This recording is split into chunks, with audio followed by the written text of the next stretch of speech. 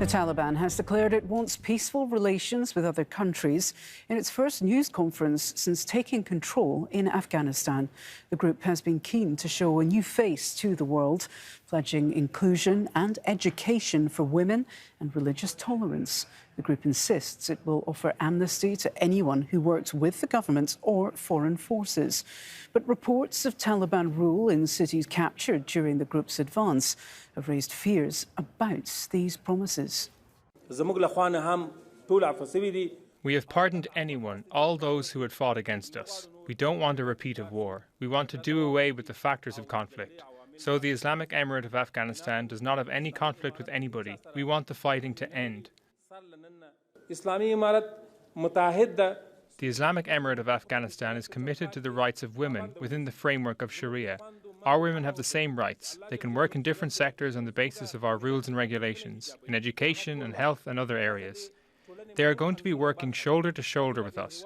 We want to assure the international community there will be no discrimination against women, but of course within our religious framework. Well, let's go live now to Kabul, where we can speak with our correspondent Rob McBride. Rob, you were watching that news conference start to finish. How would you summarise it? I think it was as we expected. You know, we've seen it's not quite a charm offensive, but you know, after all of the military offensive of the recent weeks, it is certainly the Taliban trying to reassure the international community and also Afghans themselves that this is going to be a different type of regime, a different type of government, a softer side, if you like, more respectful and inclusive. All of these key words we've tended to hear in the last week or two. And now we hear it in this first official news conference. It is very important. This is almost like the keynote address, I guess, for this new government. It's been long anticipated. It was meant to take place. We heard talk that it could have taken place yesterday, Monday. It got delayed, and now we have it. So this is important. Interestingly, right at the end there, we have heard that this will become, it seems, a regular feature. There will be news conferences on a regular basis moving forward, rather like the kind of international community, the Western liberal sort of countries that it seems this news conference was aimed at. You did get the sense that although we were addressing issues that are very important here in Afghanistan, and to all the Afghan journalists who were there in this news conference, it was very mindful of what the world watching would think about this new government. And the Taliban comes into power here really with something of a hill to climb. You have a very skeptical international audience looking at this organisation, given all of the history that we know about going back 20 years. It has unexpectedly, in many respects, suddenly found itself inheriting this country. And there is an extreme scepticism from the international community about the way the Taliban conducted itself, for example, during these negotiations, that as part of the agreement, as part of the process, it was meant to enter into negotiations with the what is now the defunct government that has just collapsed, but it was meant to negotiate with that government, and there is scepticism that it was playing for time, that it was acting in bad faith. All of those things, obviously, which the Taliban denies, and it blames the other side. It blames the outgoing government for acting in bad faith and for bringing about the crisis that resulted in its downcoming. So all of this did seem to be aimed at trying to convince the overseas audience, and you got a lot of that. It did address some of those issues, particularly that the international community is concerned about. One thing we didn't mention earlier was the fact that never again would allow Afghanistan land or soil to be used for the training of groups of fighters who would threaten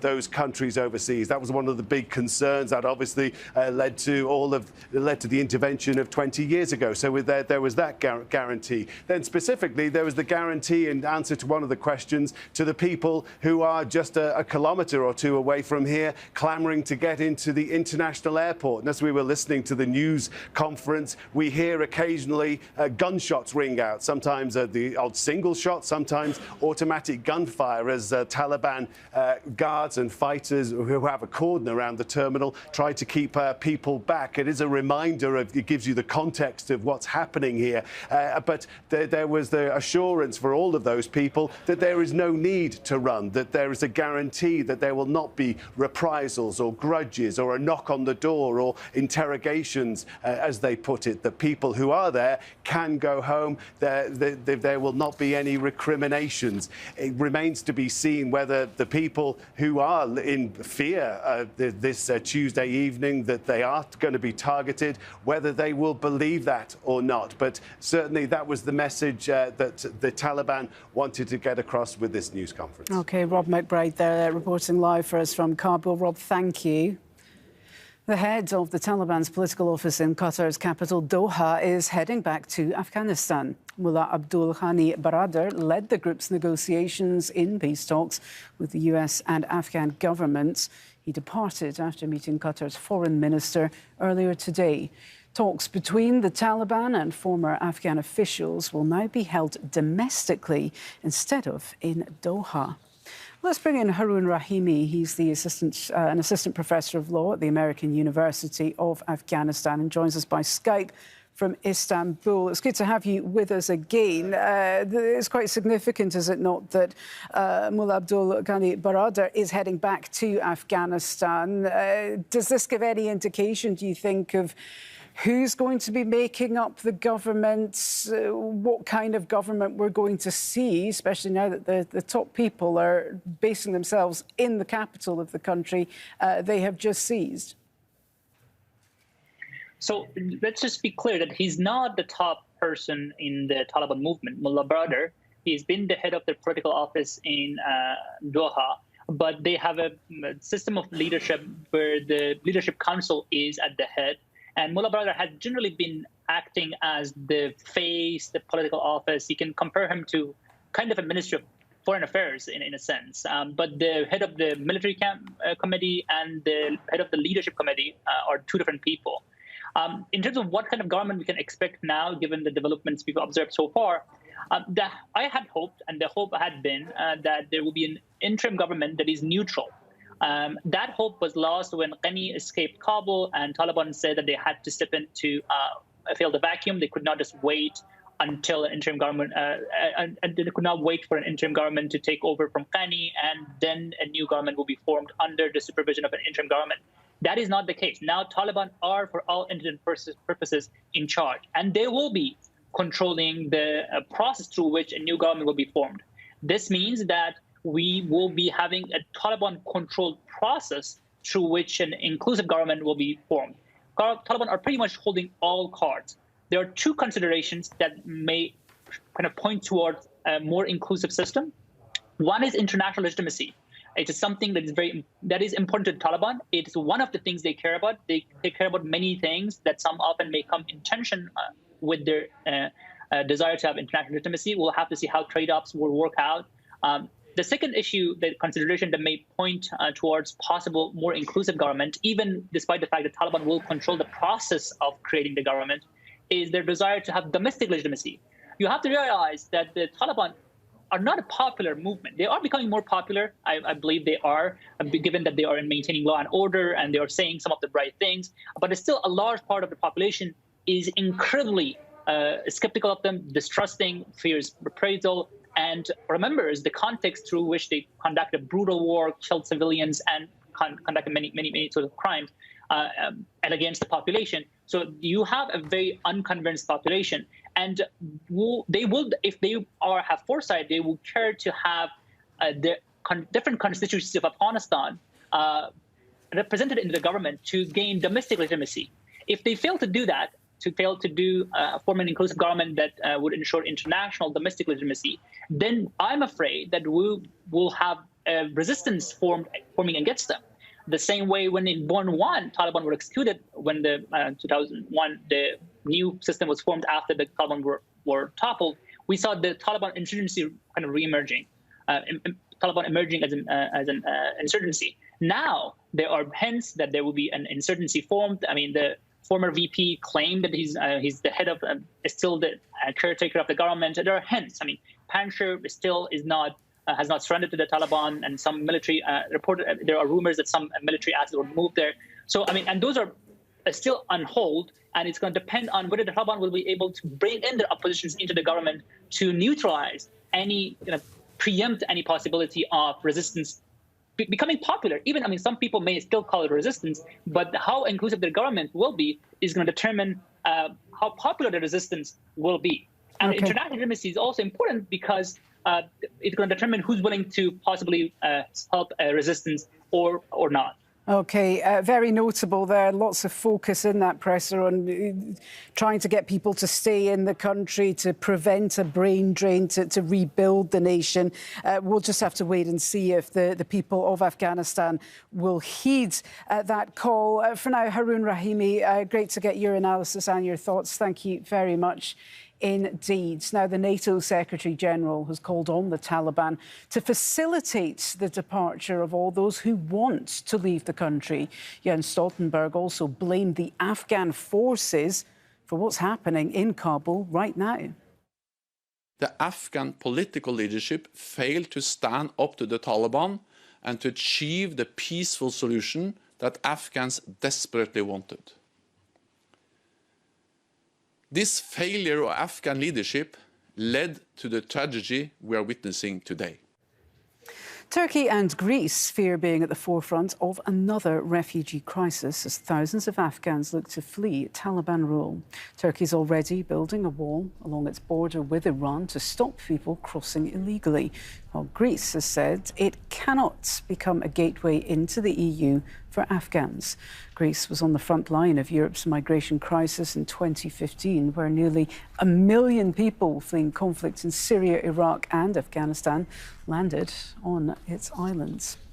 The EU is calling for Europe to create humanitarian corridors for Afghan refugees. Jonah Hull reports from London. For the moment, of course, the focus is on getting foreign nationals out of Afghanistan along with Afghan support staff. Some countries in Europe are going further. The Germans are adding human rights activists, lawyers, other people deemed to be at risk from the Taliban to their list of evacuees. The British government is later due to announce details of an emergency resettlement scheme for those most in need, focused its thought on women and girls in Afghanistan. But not all countries are going to be quite so willing and eager to help. The Greeks have already said this morning they are not willing, again, to be a gateway country for refugees making their way from Turkey across the water and into Europe. Austria, for instance, as we speak, is still continuing with deportation plans for failed Afghan asylum seekers back to Afghanistan as a means of deterrence for new arrivals, and doing so with the support of 90% of the Austrian public. So it's all very well for people like the French President Emmanuel Macron to stand up as he did on Monday and call for a joined-up European approach to ensure the safe passage of people coming if they want to come. But this is an incredibly thorny issue in Europe. It's led to the downfall of governments in recent years. It's spawned right-wing movements in almost every country. Governments, I think, will certainly be on their guard, if not all of them actively preparing to accommodate what may soon be coming their way. There are huge parts of Afghanistan where the Taliban enjoy support from certain ethnic groups. The Torkham border crossing with Pakistan is one such place. It has now reopened, and there's no rush of people trying to flee, as Kamal Haider explains. The main border crossing between Afghanistan and Pakistan at Torkham is now open for business. Trucks have been traveling in both directions. There were apprehensions that as the Taliban advance across the country, tens of thousands of refugees will pour across this border into Pakistan. But the ground reality is very different. People living close to the Pakistani border, all the way from Helmand province to Nuristan up in the north, are mostly Pashtun tribes. They, of course, welcome the Taliban. They have seen the Taliban rule in the past. And what we saw at this border crossing, that instead of tens of thousands of Afghans coming across the border, we saw hundreds of Afghans eager to cross that border and go back to their country. Most of the people that we spoke to over here are elated and jubilant with the fact that the Taliban are back in power. They, on the other hand, do not agree with the international community, and they see a ray of hope for a lasting Afghan settlement. We welcome the Taliban back in Afghanistan as they are the true heroes of the country, and none other than them can bring a lasting peace to this war-torn country destroyed by many. Afghanistan is in ruins from the last 40 years. Firstly, we were made homeless by Russians and then the Americans, but thank God, finally we've got freedom from their invasions. We trust the Taliban and hope they will bring peace, stability and progress to this country. But while the situation on the borders was now returning back to normal, there were frantic diplomatic efforts to try to put the Afghan leaders on the same table with the Taliban. The former Foreign Minister of Afghanistan, Salahuddin Rabbani, is in Pakistan, along with Yunus Qanuni, the head of the Afghan parliament, and also Ustad Mohaqiq is amongst that group. He represents the minority Hazara community. What Pakistan has been telling the Afghan Taliban is that there should be an inclusive government which should include all the ethnic groups of Afghanistan. Therefore, it offers a ray of hope for the first time in 2 decades for a lasting peaceful settlement to the Afghan conflict. What the Pakistanis have been saying to the Taliban is that it has to be an inclusive government. The Taliban have also announced an amnesty and said that there will be no retribution even for those people who've been working with the Americans. Well, girls in the western Afghan city of Herat have attended school just days after the Taliban takeover. The armed group says it will ensure inclusiveness for women despite its strict guidelines on how they should dress. The United Nations is urging the Taliban to keep its promises.